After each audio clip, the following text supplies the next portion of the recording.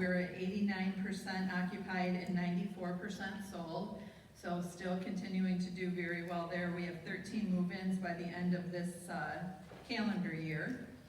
Assisted living is 76% occupied and 81% sold, and our health center is currently at 90% with a rehab still being closed. I know that we had to apply again for having rehab be our COVID positive area if need be. We're hoping that that's not ever going to be needed, and but we did have to reapply for that, and with our staffing levels, they gave us permission for 8 if we were to need to take care of any COVID positive residents. So, and if we ever got to that 8, then we would have to ask for additional permission to increase that. But with our current staffing levels being where they are, they approved us for 8 residents to be in there. Our resident numbers are currently 366. That's 205 in independent living with 59 second persons, 65 in assisted living, and 37 in our health and rehab center, our health center actually. And our employee FTE, we have hired a few people. I'm sure you've seen a few new faces around. Employees are 233 FTEs to a budget of still 254. So the last I looked, we keep a dashboard, if you will, on open positions and everything that we're trying to do to fill those positions, and I think we were at 29 the last that I saw. So we've dropped about 20. We were at 49, so that's a good thing. And I still continue to work with Life Care Services and our staff that's below $15 an hour, just seeing what we need to get to and what that total cost would be. And we'll bring to you another meeting that we have just to talk about what that would mean with monthly service fees, but also really ask the directors to kind of go back to the budget and sharpen their pencils a little bit and say, okay, what are some of the things that we can do without this year, or some of the areas that they felt that we could really reduce, to just be really fiduciary responsible to all of you, which is what we want to do, because our money is the only place we get our money is from our residents. So so far I think we have about $180,000 that we have trimmed off of this year's budget to help with that, and that'll all be part of that presentation as we move forward with that. But I'm still working on the numbers with Life Care Services, and then we'll run that through the Finance Committee and the board for just for their input as well, and then move forward from there. But you know, just very concerned with the staffing levels, what they currently are, and what might happen if we have a vaccine mandate, and the staff that might leave because of that. So lot of balls up in the air right now, just trying to figure everything out. So we'll keep you all posted on our staffing levels as we move forward. Just some of the other updates that I have. If you haven't been to the clubhouse, the pool table is now installed. We ask that you do not move the pool table or sit on the pool table. Right. It's actually, when they put it in that room, they actually put it together in sections, and by sitting on it or moving it, it can jar, what's the word I'm looking for? The balance, thank you, the balance of the particular table. So we just ask that you don't sit or move that. And Ken was actually working on a binder. It's over there. Oh, it's over there. The binder is over there to tell you how to do certain things in the clubhouse, like how to use the gas grill, how to make room reservations, how to use the AV equipment or the TVs. So there are binders. I think we were putting 3, correct? Yep. Located in different areas in the clubhouse, so that would assist you in helping with any of those items that you're not quite sure how to work. Just a little bit more as we talk about COVID and the community transmission levels. This is the most current as of today. The cases from last month that were at 430 are now up to 656 COVID positive people in the Kalamazoo County. Positivity actually went down from 8.09 to 7.6%. Deaths are still below 10%. Eligible population fully vaccinated went from 60.5% to 64.7%. So we are seeing some still getting that vaccine. And then the new hospitalizations actually went from 39 to 60. We're still awaiting the COVID, or the OSHA and the, MDHHS guidelines for that vaccination, the vaccination mandate and what that actually means. And as I said, we'll keep you all posted on that. The FDA did approve the booster shot. We're still currently waiting for the CDC to give their sign off of that. And Crystal and the staff are working on getting together another blitz, if you will, or having a clinic here in the clubhouse. We're going to be sending out a sheet, or probably a chat form, to the people in the garden homes, our residents in the garden homes, that actually has whether you would like to have it and you consent to have that booster, or you decline the booster, because they're really asking for us to get an accurate number of how many doses we're going to have here during those clinics. So you should be receiving those probably in your outside mailbox, outside of your door. We ask that you fill those out and get those back to us as soon as possible if you'd like to have that booster. Any questions on that at all? All right, then I am going to turn it over to our first in line here, which is Diana.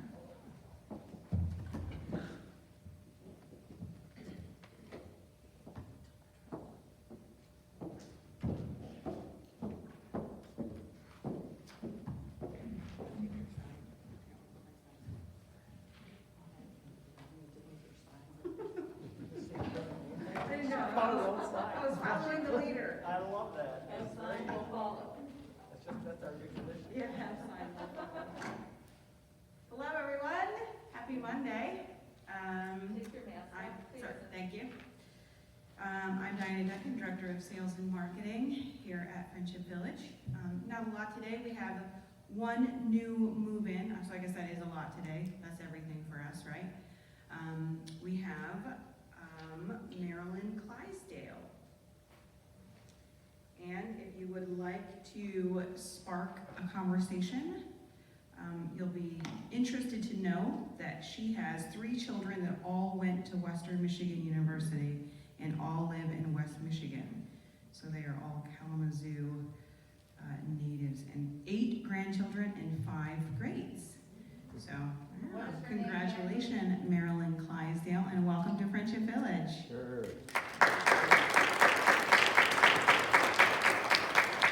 What is her name again, please? Marilyn Clydesdale. Thank you. She is on the first floor, so if you're looking for her. All right, and then the only thing that I have is, I thought it was really interesting as we ended our fiscal year to give you some fun stats that we had over the past year. So we set goals every year of what we want our sales and leads to be. So last year, we set a gross sales goal of 39, and we ended with 40. So we made our sales goals for the year despite all of our obstacles. So we thought that that was pretty impressive, and we should share that with you all. Thank you. We worked really, really hard. And then the other kind of measure that we use is how many leads we get in, so how many people are reaching out to us. And our goal last year was 807, and we ended the year with 1,000 leads. Wow. So we thought that that was pretty impressive too. So that is a little bit of what your marketing team is doing for you all. So we're doing our best to fill those spaces up, and we're going to keep plugging away. And then last but not least, of course, the drawing for the referrals. So one of the most important things that you can do for us, right, are those referrals. And we appreciate all of you for sharing the names of the people that you think might be interested in Friendship Village. And so with that, I will do the drawing. So if you enter a name that's not already in our database, you are entered in a monthly drawing for $100 towards off your monthly service fee or a Friendship Village fund of your choice. If that person moves in, you get a $1,000 credit off your monthly service fee or Friendship Village fund of your choice. So without further ado, I will draw a name. Or actually, Gail, would you do me honors? Yeah, walk it over. Gail?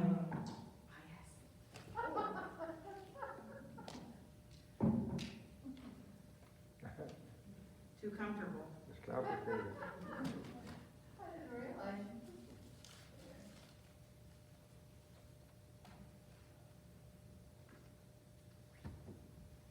Rena Brooks.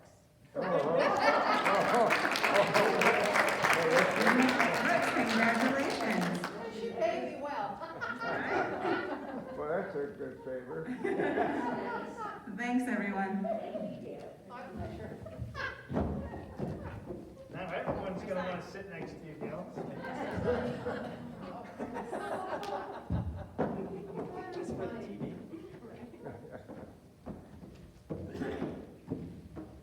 Look what Diana started, such a trendsetter. I'm Reagan Broderick, the Director of Resident Services here. Just wanted to put out one reminder for our residents in the apartments here in the main building. The ring check procedure that we have, those fun little crocheted doorknob rings that we bring in at 10 o'clock in the morning and put out by 10 o'clock at night. Just wanted to reiterate that we would like you to put those out prior to going to bed or a little bit, later in the evening. We've seen some that get put out on our way to dinner or on our way back to dinner. Those it's a safety measure in place in the event that there was any medical attention that was needed. So we want to make sure that if you did need that medical attention, you could get it timely. That is the only update I have. Is there any questions? Okay, thank you.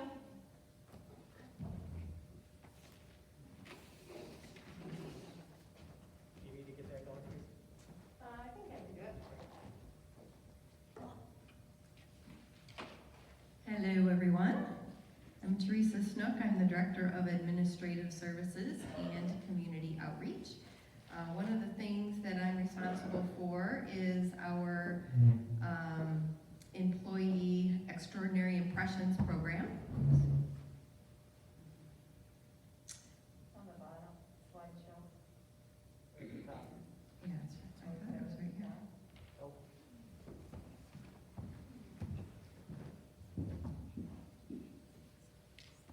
Oh, that little guy. Okay. All right.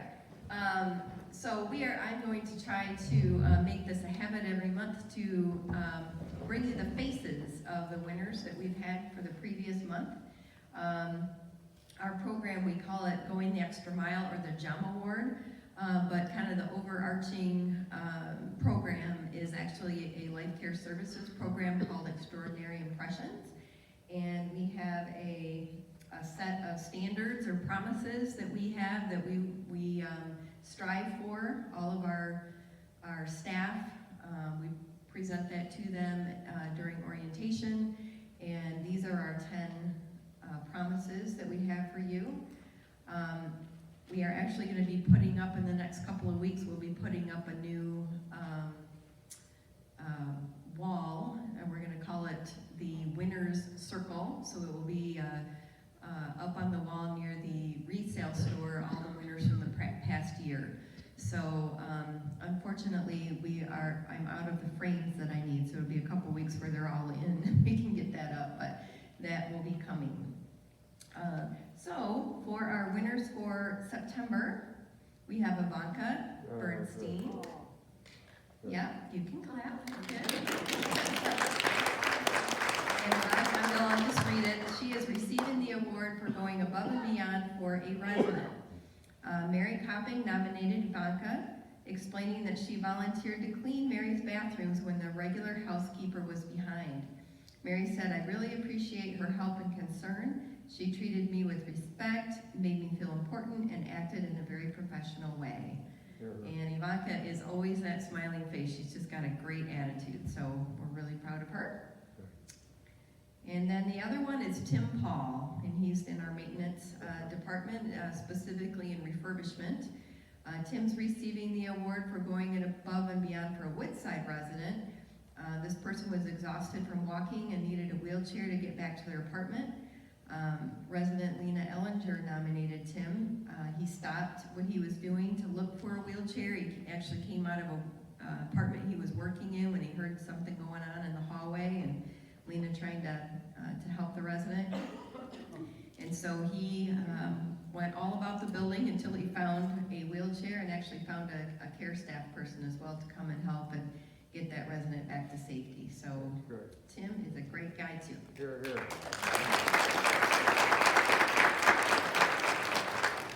And that's all I have. Thanks.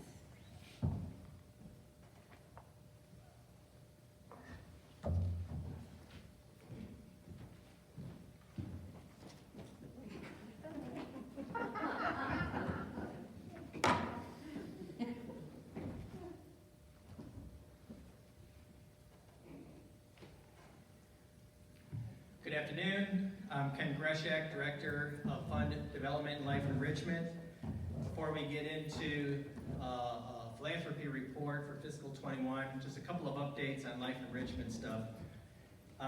One, very important and always worth reminding you all, keep an eye out for scammers, online scammers, phone scammers, anything of the sort.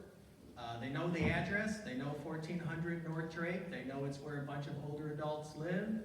They track that phone number, they track it to the address, and they start making phone calls. Right? You're being preyed upon. Do not take these phone calls. Do not engage in any kind of dialogue with these people. They are professionals. The longer they have you on the phone, the more convincing they're going to be. If you didn't solicit the phone call, don't take it. I mean, it's really about as simple as that. Microsoft is not calling you, the IRS is not calling you, your bank is not calling you, the Social Security office is not calling you, nobody is calling you. Nobody is sending you emails either. Amazon is not sending you an email that says click here to confirm your email and password. Your bank is not emailing you and saying click here to confirm your email and password.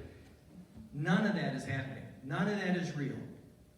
If you have the slightest inkling that it might be real, don't answer, don't talk to that person on the phone, and don't go through the email.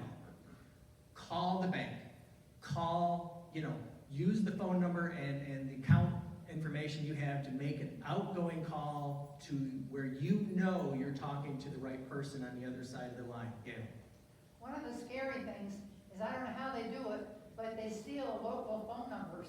And you see it coming in under a local business or someone else.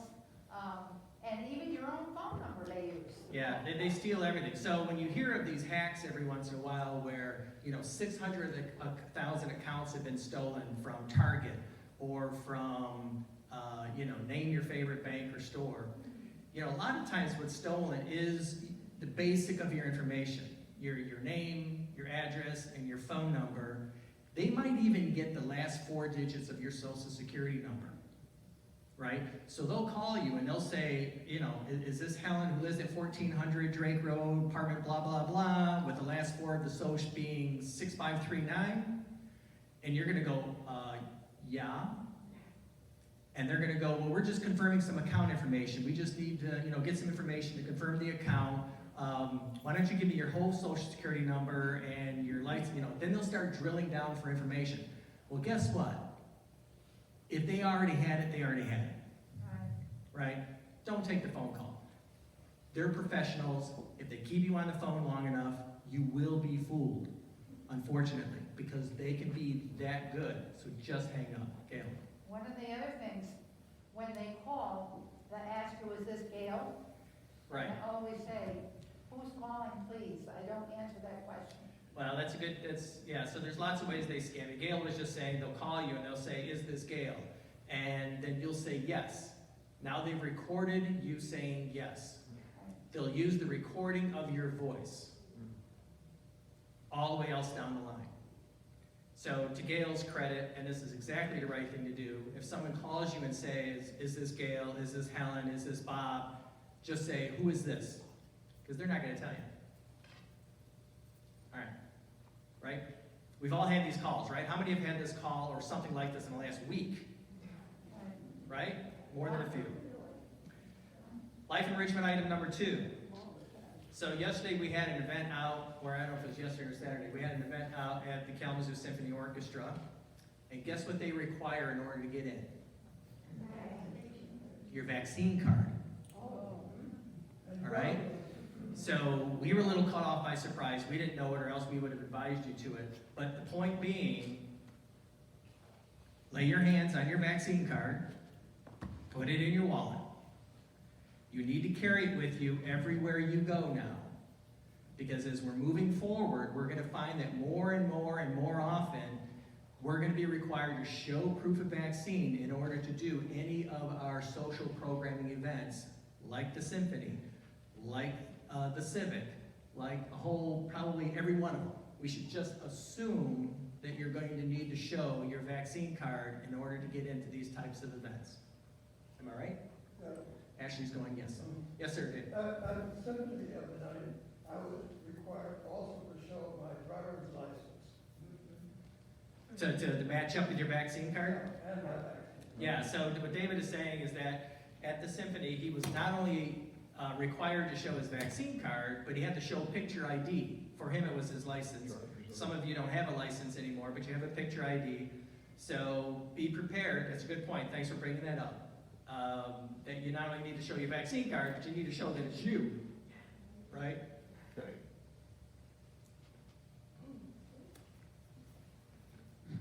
You're also going to need to have your vaccine card the day of the clinic. So make sure to get those out. Reagan is actually looking at different options on Amazon that there are little vaccine card holders that we should have available in the store real soon, so that way you don't have to worry about getting it wet, or it's in a little plastic holder, so it'll stay safe. So we'll let you know as soon as we get those in at the store. When we go to these events, will a copy of our vaccination card be adequate so that we can safeguard the actual card and keep that at home? You know, I don't know the answer to that question, Nancy.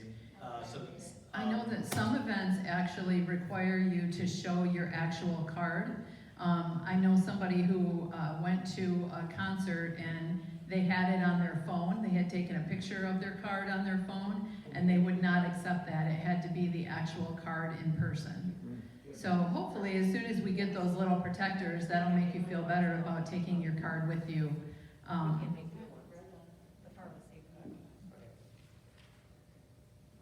Yeah, so safeguard your card. Reagan has copies of cards, but she can't make a new card, like apparently the pharmacy could. There was a question up here before. Well, that was my question, Okay. whether they would take a copy of the card. Yeah, I would not assume that they're going to take a copy. Uh-oh.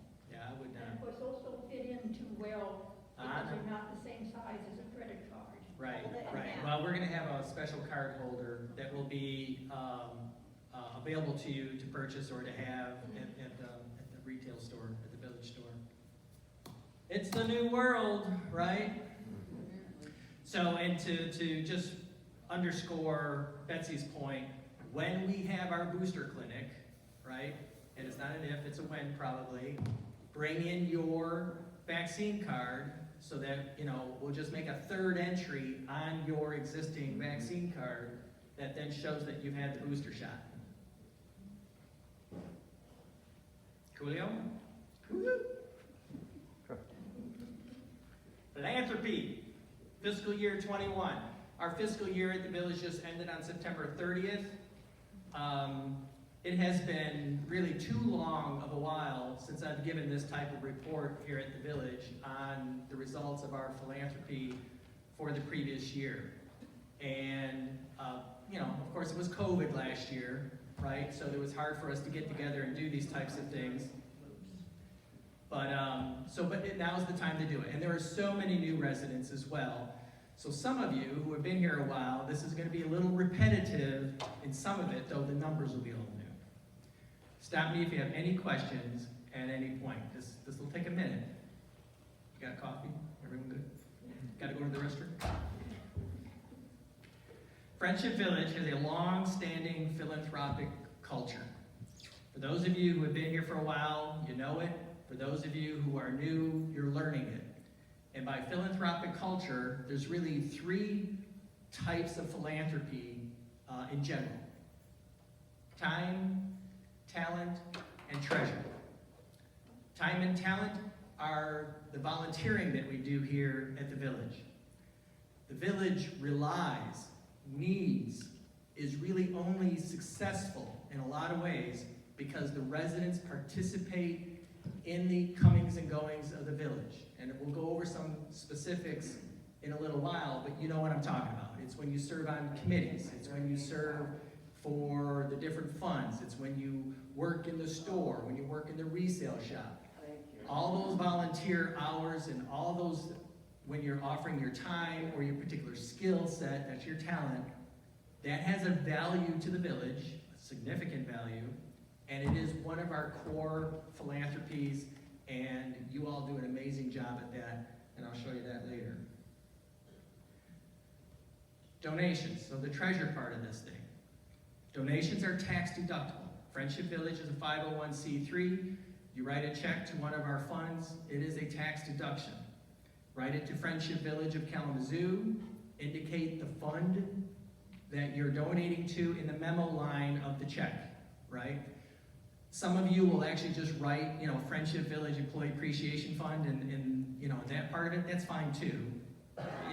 We just need to know, one, that you're writing it to Friendship Village, and two, where you're designating your gift. Send it to me, or just to the front office, or to the fund development office. If you send it to the accounting office, that's okay. It'll eventually find its way to me because I'm the one who acknowledges your gift and tracks it. So that every gift is acknowledged, and we adhere to the Association of Fundraising Professionals Donor Bill of Rights, which, forgive me, I didn't actually have a slide up on that, but that basically is my ethical code for my profession that says we're going to honor your gift, put it where you say you want it, and steward it appropriately. So here, now we're going to kind of go really quickly over these funds. So there's the Employee Appreciation Fund, and I'm not going to give this much deal on most of them, but for those of you who are new, remember, Friendship Village is a no tipping organization, right? Please do not offer anything of monetary value or any kind of value to a staff person. In some sense, I can't tell you what to do because you're independent living people, but I can tell you what's going to happen to the staff person if that person accepts your monetary gift. They'll be fired. So in lieu of tips, the residents way back in the 70s created the Employee Appreciation Fund. And this is where every resident has the opportunity, and we'll talk about a little bit this in a minute, has an opportunity to contribute to that fund. It goes from Thanksgiving to Thanksgiving, and then at the end of at that Thanksgiving day, then we stop collecting for that year, and then whatever is collected is then given out to all staff equitably in that second week of December as a holiday bonus employee appreciation check. It has amounted to in the past few years $500, $600 or more per staff person, per full-time staff person. So the amount of the gift is determined by the number of hours that staff person worked the previous year. So if they were a full-time person, they get a full-time share. If they're a 30-hour week person, they get a 30-hour share, or a 20-hour share, or a 10-hour share. If they were hired last week, they get a share, right? Every employee on some level gets some part of that employee appreciation fund. The leadership team is, and Betsy and Kathy Harmon are kind of set aside because they work for Life Care Services, so they're not a Friendship Village employee, so they don't get anything out of the Employee Appreciation Fund. The leadership team gets a much smaller percentage, so this money is really focused on, you know, the front line and backroom people that really kind of hold up everything here at the village. So please, don't offer anything of monetary value to staff. You can bake them cookies, right? But please don't offer them any money. Any questions on the Employee Appreciation Fund? Yes, sir, Tom. Ken, would you be interested in knowing about how much was donated or given out last year?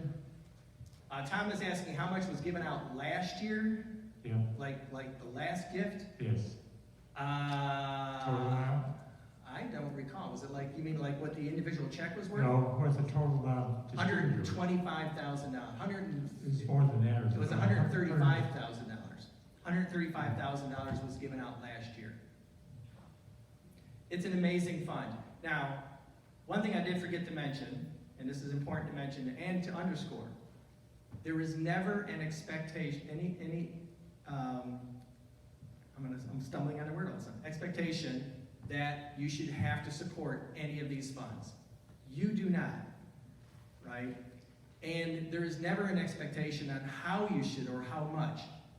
The only person who knows who gave what, where, to when, to whom is me. You know, and Betsy, because she sees the reports. Otherwise, you know, nobody really knows. Now, I do a listing of donors every year, and it's alphabetical, but it never shows how much anybody gave or to what fund they gave. It's just an alphabetical listing of people who have contributed financially to the village philanthropically. So a $10 gift looks the same as a $10,000 gift. And that is in keeping with our culture here. There are some villages, you know, some communities across the country where it's much more detailed. Like, you know, it's broken out by who gave to what fund and how much. That's not what we do here, right? That's not how we roll. So our donor listing, which is really, you know, kind of a requirement of philanthropies, is to list their donors. But, you know, I kind of subtract out a lot of that information. So don't feel any pressure to give to anything, right? And don't feel any pressure to give a lot to anything. So we have the Employee Emergency Fund, the Scholarship Fund, the Friends Fund, I'll go over that in a little more detail here. The Greatest Needs, I'll go over that in a little more detail here. The Alberta Brown Library Fund, and you notice that next to these are some words that say it's either resident council or administration. And that's because some of our funds are parceled out and are managed by the resident council, and some of them are managed by the administration. And you can kind of see how that breaks out. There's the Garden Fund, the Health Center Fund, the Village Woods Fund, Wellness and Life and Enrichment Fund. I'll go over that in a little more detail. Woodshop Fund, Woodside Fund. And then we have a couple of capital funds. We have our Steinway Capital Fund. For those of you who remember, there's a few of you in here who will, about, my gosh, I bet it's been 7 years. We did a capital campaign to restore that piano. Our campaign goal was $37,000. We raised $50,000. We used that money to restore that piano, and then that balance has been ever since paying to keep to upkeep it, to pay for Dee Marie to come in and, you know, continually upgrade and restore and tweak it. Steinways are wonderful, but oh my God. Health Center Capital Campaign Fund. This is our newest campaign that we haven't really even officially kicked off, except that we got our first gift to it. So this is something you've kind of heard us talk about a little bit about. It is upcoming, as you know. We're going to be looking to replace our health center as a part of our master plan, and we know we're going to be doing this, so you'll start seeing information around a capital campaign to replace our health center to help offset that cost. So there are 2 asterisks to giving. 1, if you wish to restrict a gift to a program or area on campus not listed, give me a contact. I just listed all those funds that we have. Let's say you want to create some new area. The board reserves the right to determine whether a donor's wishes align with the strategic interests of Friendship Village. As such, we may advise a donor to designate a gift in the most supportive direction or decline the gift. This is going to be an absurd example. But let's say someone gave me a gift and said, I want this gift to only go to people who voted for Donald Trump.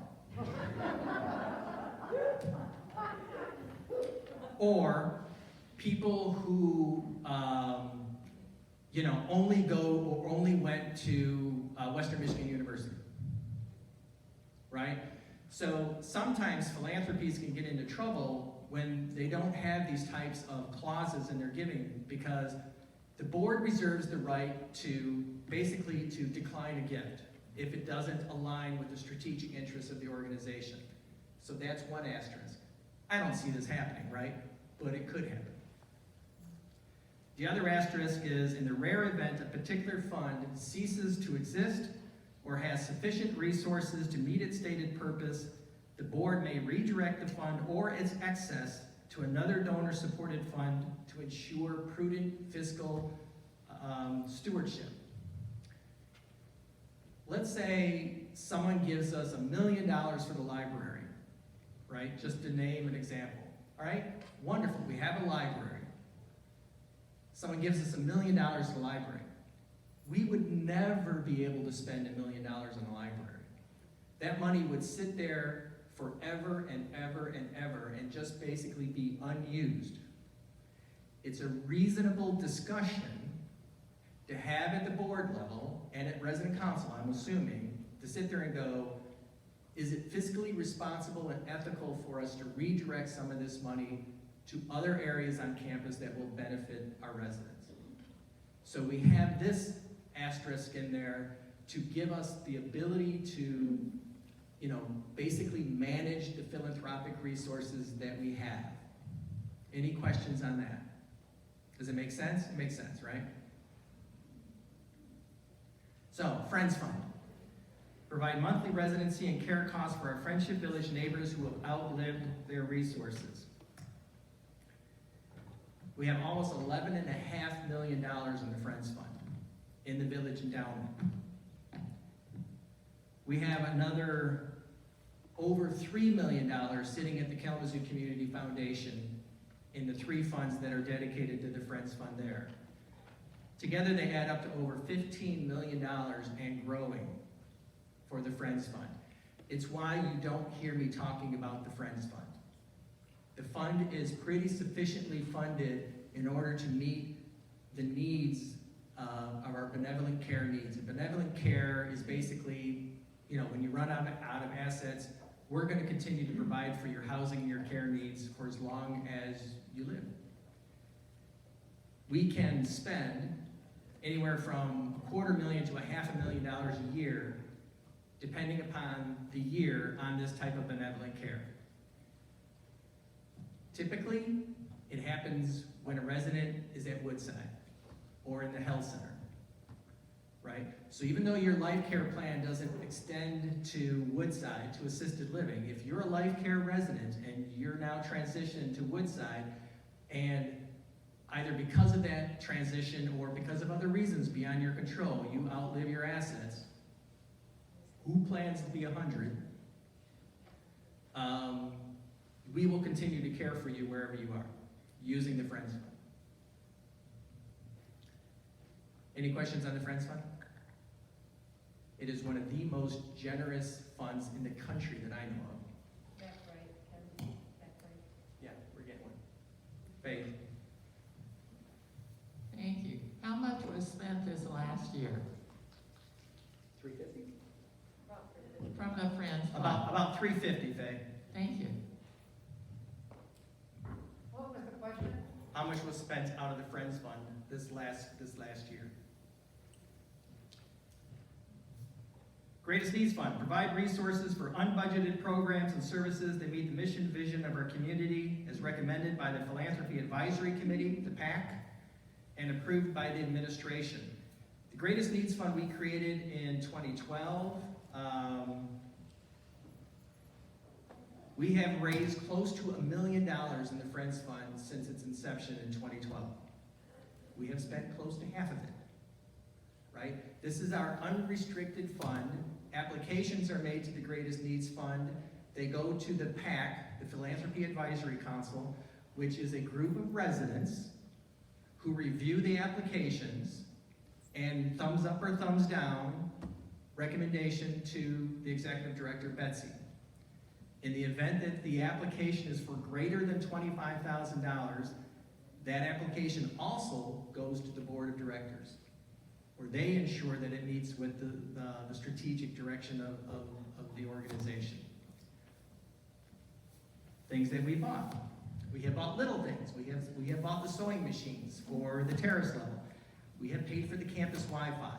That was an $80,000 expense. We bought the bus. That was an $85,000 expense. The T-coil headsets in here. The stands for the health center. They were each $5,000 or $6,000. The garden renovation out at the garden, new steps in therapy, Kiva chairs. And this is not the whole list. Trust me. We have spent close to $450,000 out of that fund. It is one of the most used and useful funds that we have on a day-to-day or month-to-month basis that is used specifically to improve your lives, right? The things that we're investing in are the things that will directly impact a resident's livelihood. Ryan needs a new steam table. Wink, wink. Ryan needs a new steam table. Ryan That's needs exactly right. Ryan needs a new steam table. How do we get the steam table on that list? It's an application, and I got a feeling I know who's filling it out. Yeah, then we need a fund for the dining room. So Gail just said we need a fund for the dining room. Well, the dining room is actually, you're talking about the kitchen or the dining room? Well, whatever, the whole, Right. So the Health Center Capital Campaign Fund, as we move to build a health center, one of the things that we know we're going to have to do is build a new kitchen. Because a new kitchen is going to be needed in order to supply a new health center and everything else on campus. So part of our Health Center Capital Campaign Fund, some of that money we're looking to raise is going to be dedicated to building a new kitchen.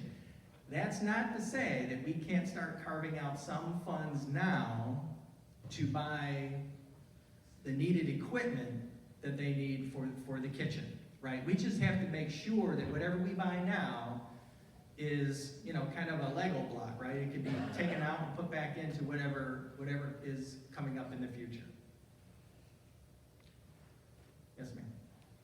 I just like to say thank you to Ryan and your staff. You do a superb job under very difficult circumstances. She's thanking Ryan for the superb job he's been doing. So Ryan is talking later. You might not like him so much later. Is this helpful for people? Is this good? Yeah. Wellness and Life Enrichment Fund provides specific resources for programs and services that directly impact wellness and life enrichment programs here at Friendship Village. This fund has $202,000 in it.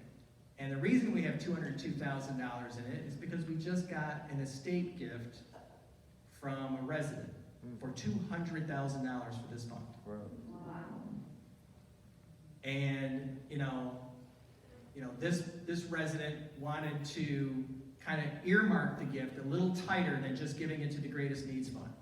This resident wanted to make sure that it went to programming and capital investments to improve programming and not just the general of the Greatest Needs Fund. But so that fund is doing pretty well. So here's an overview of the administration-run philanthropic balances, and you can see the Greatest Needs Fund, the Kiva Steinway Fund, we're getting down there. Enrichment Power Friendship Event, which is a semi-annual. We haven't done it in 3 years because of COVID. Health Center Capital Campaign Fund got its first gift, $10,000 gift. Montessori at Woodside. So we have raised over $1.2 million in philanthropy since I started this job in 2012. And right now our cash balance is knocking on over $700,000. And then you can kind of see the Friends Fund stuff there at the bottom for those of you who can read that tiny print. Bottom line is the village and its residents and its families, because most of this money comes from the residents and families. We do get some grant monies, but generally speaking, we're not a good target for grants, but residents and families really kind of lean into this. Here's the philanthropic balances as provided from the resident council at the last resident council, and you can see the employee appreciation fund sitting at almost $124,000 right now, going into the last little bit of the month. And I won't go over all this stuff, but again, you all are very generous in your support of the village and its funds. So, ways to give: time and talent, as you all do so well. Resale shop, village store, life enrichment activities. A lot of times we can't do things in the evening unless we have some resident who's able to help us turn on the projector, make sure the mics work, or do the bingo, or any number of different things. You really help out. Resident to resident reading and visiting, resident council and its committees, the board committees, right?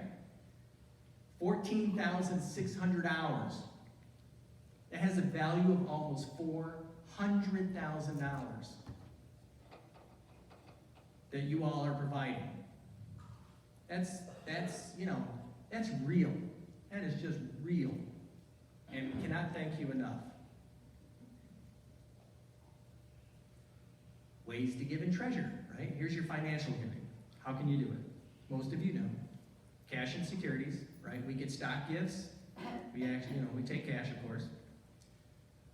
We're getting quite a few required IRA distributions. Your required minimum distribution. You can make a direct to charity gift with your required minimum distribution. And in that way, you don't have to show it as income. It shows as a charitable gift.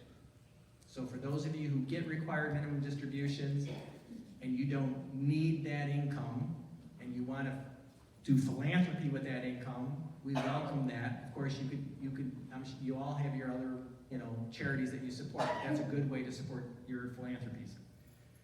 Return on capital, entrance fee refunds. Many of you are here on a 50% or 80% return on capital entrance fee program. You can dedicate some or all of that entrance fee refund back to the village. It's money you've already kind of handed over. It is money that's due your estate, but you can redirect that directly back to the village, and then so that's one way to make an estate gift. And then there are, of course, just estate gifts, some percentage or dollar value of your estate. And then a resale shop, right? Donations and purchases through the resale shop. The resale shop has earned, and all the proceeds from the resale go to the Greatest Needs Fund. Since 2012, the resale shop has created almost $200,000 of income to the Greatest Needs Fund. Right? That's real money too. So if you've got leftover stuff up, furniture or whatnot that you have, think here first before you, give to Goodwill or another place. If we can't use it, we will find a charity who will take it. So one way or another, whatever you're giving will end up where it needs to be. Last year, fiscal 21, over $900,000 was given. That was boosted in the last 2 weeks by 2 large gifts. We got a $100,000 gift to the Greatest Needs Fund from an estate. I don't think, in fact, I'm sure I can say his name, Ed Mazurkowitz. And then we got the $200,000 to the Wellness and Life Enrichment Fund. And I can say Ed's name because Ed said I could use his name. Right? Otherwise, I wouldn't tell you. then that concludes the report. Any questions? Thank you for your patience. Yes, David? Is this information published as a publication of this information? Is the information public? Is it publicized? Is it published? Published. Well, it is now because I created a PowerPoint on it. And I'm happy to make a copy for anybody who wants a copy of this information. I think what I'm going to do, because so many of you aren't here, right? Because we're under space limitations. I'm going to try to do this I'm going to try to like make a little film of this and put it up on CareMerge so that those who are not here will have the benefit of hearing it and seeing it. That's okay. I don't know if Brandon oversees the housekeeping department. I really feel your pain. I know you're very short of staff. But I have to say, from my perspective, I think there's some disorganization. Like there's some days where somebody might just come in and clean your bathrooms because that's all the time they have. Or I've had days where nobody shows up at all and when I'm on the list. And I don't know how you solve a problem like this when you don't have enough staff. But I hope we're not getting charged for services we're not receiving. Is that a question for Ken or me? Brandon will address that here in a minute. Is there anything else on the philanthropy discussion? Are we good? Did you enjoy it? Was it useful? Yes. Thank you so much. And thank you for your support and your continued giving.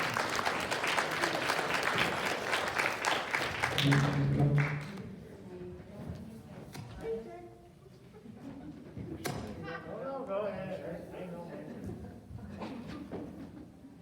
Hey, Ryan.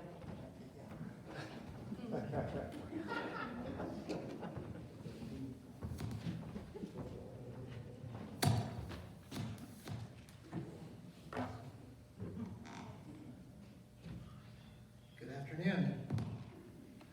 I'm Ryan. I'm the Director of Culinary Services. I don't have a lot today, just a reminder, next week, Wednesday, I think it's the 27th, is our next Culinary Conversations meeting right here in the Kiva at 1 o'clock. You're all welcome to come. You're probably all wondering, yes, the steam table has broken. We're working through it. It's going to be just please be patient with us. We're going to have to change quite a few of our operations so we can get that either replaced or find a solution to work around it. That's really all I have. Any questions on anything for me? Thank you. Holy Moses. Keep your name up there. I like that. I want to be Ryan. It's not often I say I want to be Brian too. All right. Hello, everyone. I'm Brandon Pierce. So let me get right on that because that is one of the topics I had today too. But I was hoping Ken was going to field that for me. So yes, we have had a lot of issues with housekeeping. I know the schedules keep going out. We have been fighting some short staff issues as well, call-ins and just typical short staff. It's just kind of the nature of the beast right now, and we try to fight through it. Yes, there's not been a lot of good communication going out there, so we'll post something. Sometimes we don't even know until the next day that a housekeeper may have not even gotten to all of those apartments. So I did get some emails on this. We did some reviews, did some quality adjustments on that. I have a full meeting with my team tomorrow, both morning and afternoon staff. We're going to try to address that. We talked about different one-call notifications, but that's really set up for more of a group discussion or group notifications. So it's not always good to do that as a onesie-twosie, and a lot of those are from day to day or a onesie-twosie deal. They may not get to all of them, might have one left off, or it might be just 4 or 5, depending on what's going on. And we've fought this issue of the entire building, not just independent living. And Ash Ashley and I have dealt with that in assisted living as well, and sometimes we're all just, I know that, Ashley and her team were working over the weekend previous, working the floor. So we're all in the same boat. I know Ryan's working late at night sometimes, because I'll see him here usually, 6:30 at night. So we're all kind of chipping in, trying to do some of our parts. But to say that it's still not an excuse, we're working forward, and I think I have some good news for that, finally. As we've been struggling, like Betsy said, with staffing numbers, I think I am, between my departments, I think I'm at 11 that we're actually down right now looking to hire. So I did actually hire 2 that came through and started today. So we are now, I'm hoping, because I have another one coming through orientation Wednesday, and I just hired another one today. All great people, lots of experience. So independent living, I'm praying, I'm crossing my fingers. We'll be fully staffed with our housekeeping staff within a week. Good. So Sure. one's already here, the other one's coming. So, so I've got people moving around. We're excited to get this back, finally get back on track. Thank you. So, but trust me, we will be working on different communications because we still have to get that out. And that's probably the biggest key, is not necessarily that they didn't come, is that you didn't know about it. And that, I think, would be frustrating for me as well. My team is addressing that, and we will have another whole conversation about it. So I will get better at that.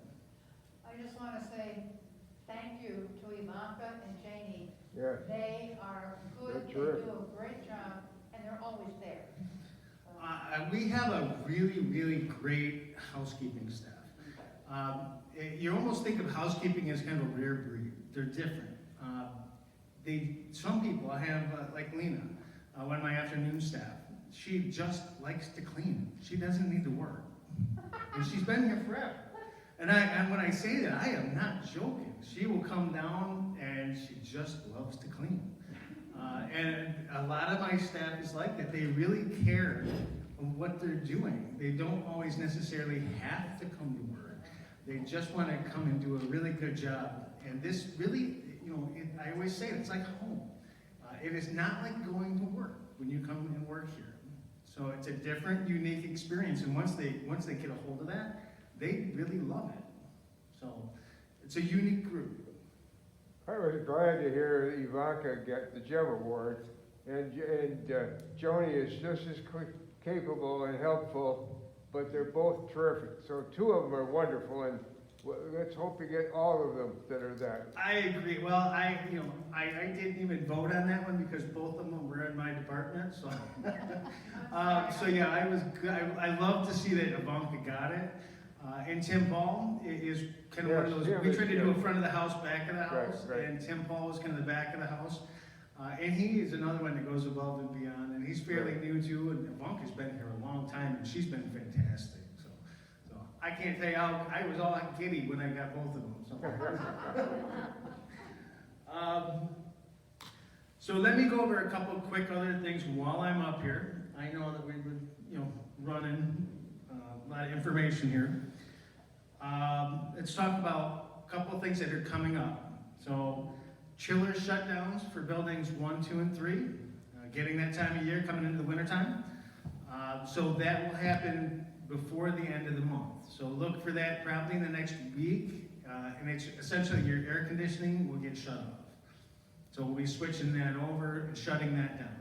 Now, 4 and 5 have their own air conditioners, and typically we'll go up there and pull all the disconnects when it gets too cold so they don't burn themselves out. So just kind of know that the air conditioning is about done for the year. You can still crack the windows and do what you need to do, but the physical air conditioning will get shut down. And then irrigation outside. Primarily this would be for anybody in the garden or the woods.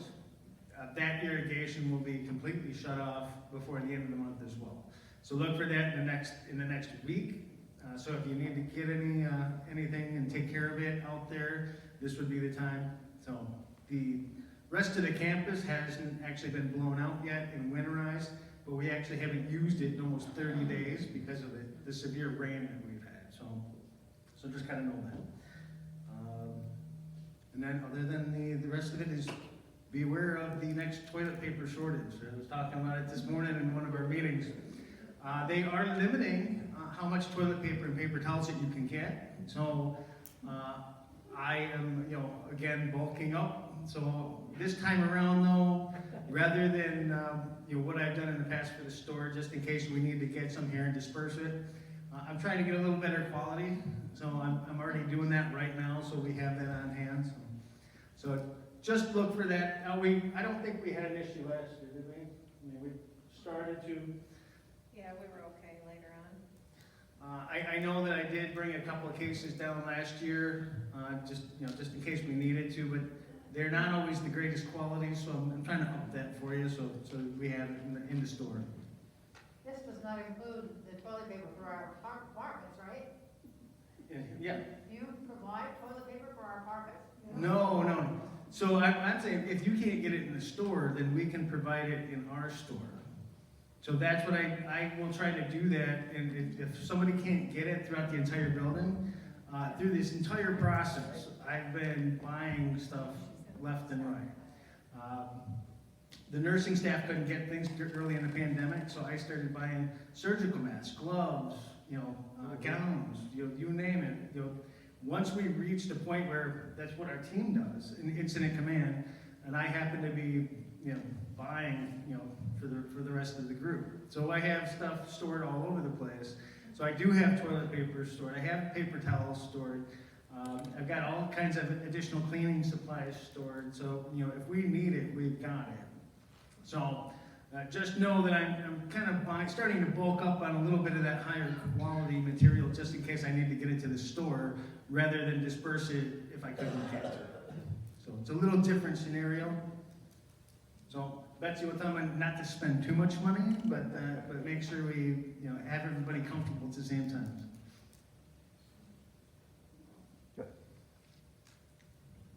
So other than that, I'm good. I'm gonna sneak off. Here.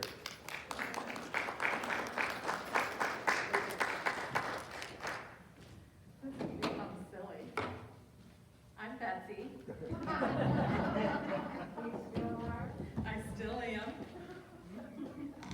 Yeah, we need to be comfortable with our toilet paper, that's for sure. Any other questions today? I know it was a really long meeting. Appreciate all your patience today, but happy to answer any other questions. As always, feel free to give me a shout. I know the one last thing I guess I will mention, I've not heard, and again, knock on wood, that folks are still having a difficult time with their televisions or internet. If you are, we need to know.